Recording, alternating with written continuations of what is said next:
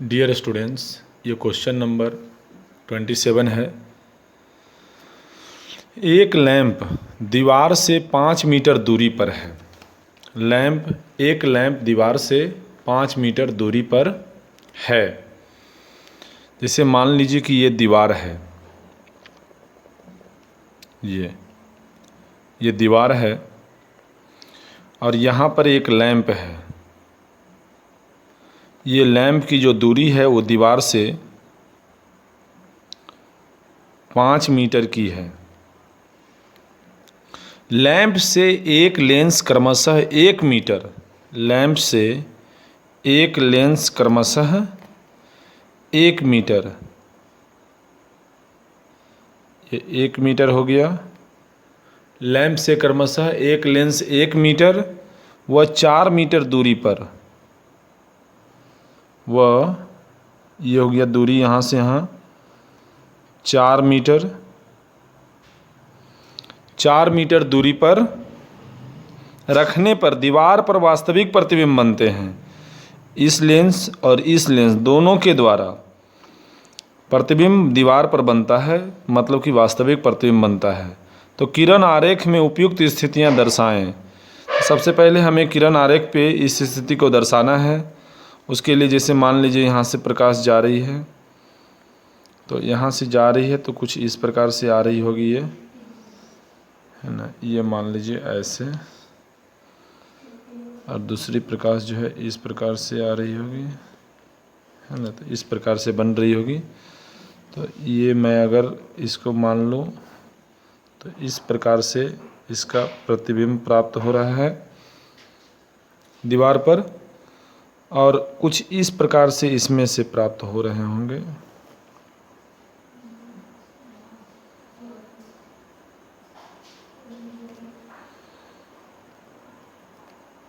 तो यहाँ पे प्रतिबिंब प्राप्त हो रहा है इसका, है ना। पहले लेंस के द्वारा छोटे प्रतिबिंब बन रहे हैं और दूसरे लेंस के द्वारा बड़ा प्रतिबिंब बन रहा है। ये तो स्थितियाँ दर्शाई। तो इस प्रकार से आप जो है रे डायग्राम को ड्रॉ कर सकते हैं, कोई दिक्कत नहीं है। इसमें उतने परफेक्शन की आवश्यकता नहीं है, सिर्फ समझ में आना चाहिए कि किस प्रकार से वास्तविक प्रतिबिंब दीवार पर बन रहा है। तथा ज्ञात कीजिए लेंस की दोनों स्थितियों का आवर्धन। तो हमें ज्ञात करना है आवर्धन। जैसे ये 1 मीटर की दूरी पर, टोटल दूरियाँ कितना है 5 मीटर। तो पहला लेंस के लिए जब हमने वस्तु को, लेंस को 1 मीटर रखा तो इसका प्रतिबिंब कितनी दूरी पे बन रहा है, 4 मीटर की दूरी पर बन रहा है। और दूसरी स्थिति में जब लेंस को 4 मीटर पर रखा तो प्रतिबिंब कितने दूर बन रहे हैं, 1 मीटर पर, 1 मीटर पर बन रहा है। लेंस में विस्थापन कितना हुआ, यह भी विस्थापन विधि द्वारा है। लेंस में विस्थापन हुआ है 5 में, देखिए 1 मीटर इधर और 1 मीटर इधर, तो 5 में 2 मीटर घट गया तो कितना हो गया, 3 मीटर हो गया। ओके, 3 मीटर हो गया, जैसा कि आप देख सकते हैं यहाँ पे। तो हमें ज्ञात क्या करना है, हमें ज्ञात करना है लेंस की दोनों स्थितियों का आवर्धन। तो हमें ज्ञात करना है m1 इक्वल टू हो जाएगा v/u। देखिए v, पहले वाले केस ले लेते हैं। जब हमारा v मान लेते हैं 4 मीटर है, तो राइट साइड में है ना, तो ये हो जाएगा 4। तो u कितना हो जाएगा, u हो जाएगा 1 मीटर, तो माइनस में हो जाएगा लेफ्ट साइड में, तो -1। तो कितना हो जाएगा m1 इक्वल टू -4, और m2 इक्वल टू क्या हो जाएगा, फिर से v/u इक्वल टू, अभी v मैं ले लेता हूँ 1 प्लस में, तो इधर लेफ्ट साइड में कितना हो गया -4। तो ये निकल गया मेरा m2। तो दोनों स्थितियों में आवर्धन ज्ञात हो गया। अब हमें क्या ज्ञात करना है, लेंस की क्षमता।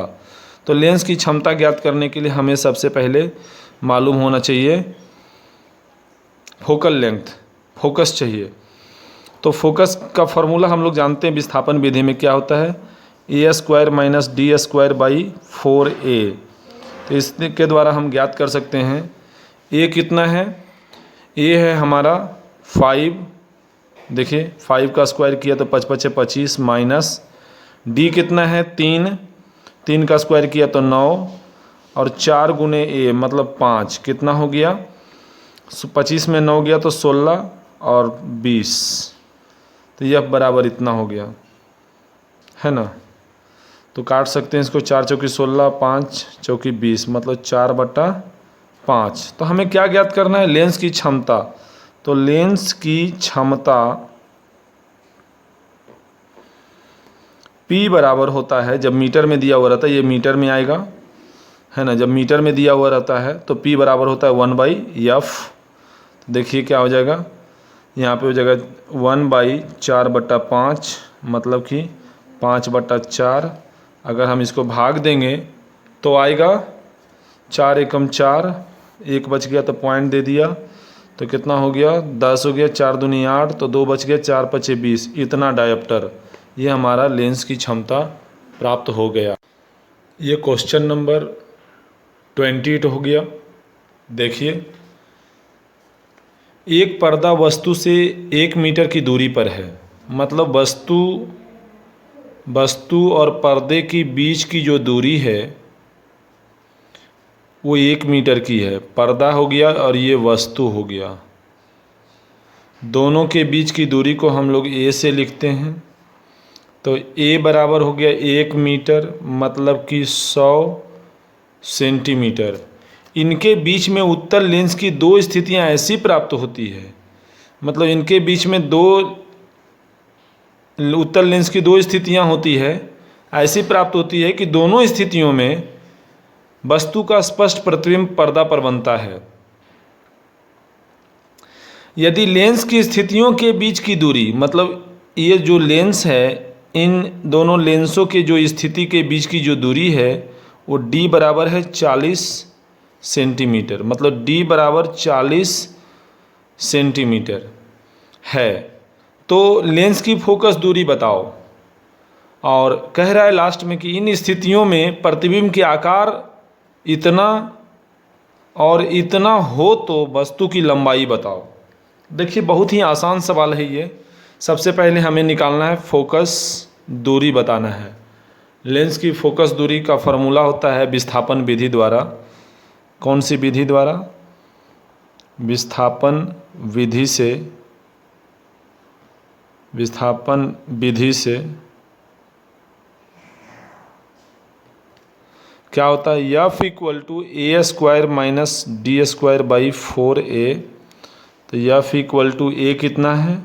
a है 100 का स्क्वायर करेंगे तो 10,000 हो जाएगा, 4 शून्य, मतलब 100 का स्क्वायर किया 10,000 हो गया, माइनस d का स्क्वायर किया तो d हो गया 1600 हो जाएगा, बट्टा 4 × a कितना है? 100। तो F बराबर क्या हो जाएगा कि 10,000 में से 1,000 जाएगा तो 9,000, और उसमें 600 जाएगा तो कितना होगा? 8400 बट्टा 400। 2 0 से 2 0 कट गया, और 4 से हो गया 21 चौक 84। तो F बराबर आ गया 21 सेंटीमीटर। तो एक चीज़ निकल गया बच्चों, क्या निकल गया? लेंस की फोकस दूरी निकल गया। अब इन स्थितियों में प्रतिबिंब के आकार, तो देखो यहाँ पर हमें क्या दिया हुआ है? हमें मालूम है प्रतिबिंब का आकार, मतलब I1 बराबर मालूम है 0.65 और I2 बराबर मालूम है 1.51, ये मालूम है हमें। तो हमें ज्ञात क्या करना है? तो वस्तु की लंबाई बताओ। तो उसके लिए एक फार्मूला होता है, O बराबर होता है √I1 × I2, है ना। और एक बात ध्यान में रखिए बच्चों कि आप विस्थापन विधि कब लगा सकते हो? जब आपका वस्तु और पर्दा दोनों फिक्स रहे, जब आपका वस्तु और पर्दा दोनों को ना हिलाया जाए, सिर्फ लेंस को इधर उधर किया जाए, उस स्थिति में आप विस्थापन विधि लगा सकते हो। फोकल लेंथ निकालने के लिए बहुत ही आसान तरीका है। चलिए, अब हमें क्या निकालना है? वस्तु की लंबाई ज्ञात करना है। तो क्या है? I1 बराबर 0.65 × I2 बराबर कितना है? 1.51। इसको आप लोग गुना कर लेना, मैं आपको बता दे रहा हूँ। इसको गुना करने पर आता है 0.9815, और जब इसका रूट निकालोगे तो आएगा 0.99, मतलब कि O बराबर अप्रॉक्स 1 सेंटीमीटर। इस तरह से आपका वस्तु की लंबाई भी ज्ञात हो गया।